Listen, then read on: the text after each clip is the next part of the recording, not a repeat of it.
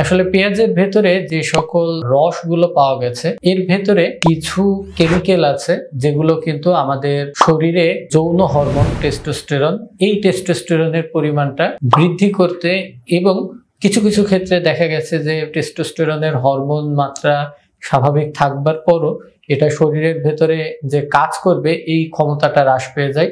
তো এই হ্রাস পাওয়া ক্ষমতাটাকে আবার বৃদ্ধি করতে কিন্তু এই পেঁয়াজের রস, পেঁয়াজ কুচি এটা খুবই খুবই উপকারী। তো সেক্ষেত্রে এই পেঁয়াজের উপকারটা পাওয়ার জন্য অন্তত পক্ষে 4 সপ্তাহ এই পেঁয়াজ কুচিটা খেতে হবে, অন্তত পক্ষে 15 মিলিগ্রাম পার কেজি শরীরের ওজনে। তো সেটাতে দেখা যায় যে এভারেজ একজনের ওজন যদি 60 থেকে 70 কেজি হয়, সেক্ষেত্রে 2 চা চামচ পেঁয়াজ কুচি যদি খাওয়া যায় সেটা কিন্তু আমাদের 24 ঘন্টার জন্য যে মাত্রাটি প্রয়োজন তার জন্য যথেষ্ট।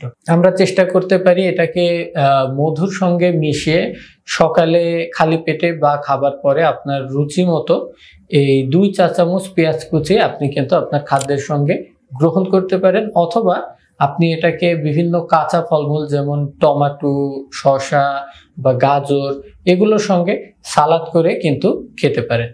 সেক্ষেত্রে আপনার ব্রেন থেকে একটা রস আসে যেটাকে আমরা বলি লুটিনাইজিং হরমোন, এই হরমোনের পরিমাণটা কিন্তু পেঁয়াজ বৃদ্ধি করতে পারে, যার ফলে এর সিগন্যালের কারণে কিন্তু অন্ডকোষ থেকে এই টেস্টোস্টেরন বা যৌন চাহিদা বর্ধক রসটি তৈরি হয়।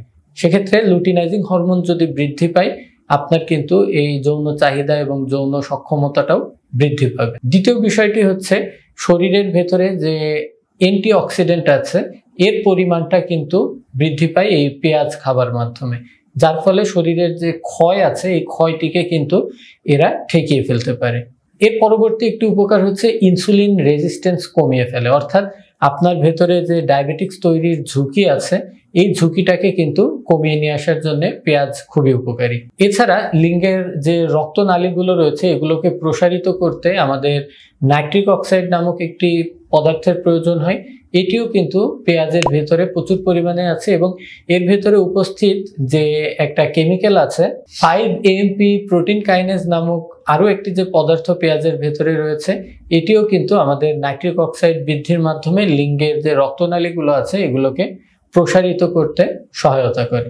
এবং সর্বোপরি যে ফ্রি রেডিকেলস আমাদের শরীরে তৈরি হয় যেগুলো আমাদের রক্তনালীকে চুপসে ফেলতে পারে, রক্তনালীর গায়ে ক্ষত তৈরি করতে পারে এবং হরমোনের কাজকে বাধাগ্রস্ত করতে পারে, এই ক্ষতিকর ফ্রি রেডিকেলস গুলোকেও কিন্তু পেঁয়াজ কমিয়ে নিয়ে আসতে পারে। তো আরো একটি ভিডিও আসলে আমাদের লাগবে এই পেঁয়াজের উপকারিতা বর্ণনা করার জন্য, এবং পেঁয়াজ খেলে যে অ্যাজমা রোগীদের উপকার হবে, বাতের ব্যথার রোগী, হাড় ক্ষয়ের রোগীর উপকার হবে, এই বিষয়গুলো নিয়েও আমরা পরবর্তী ভিডিওতে আলোচনা করব। আল্লাহ হাফেজ।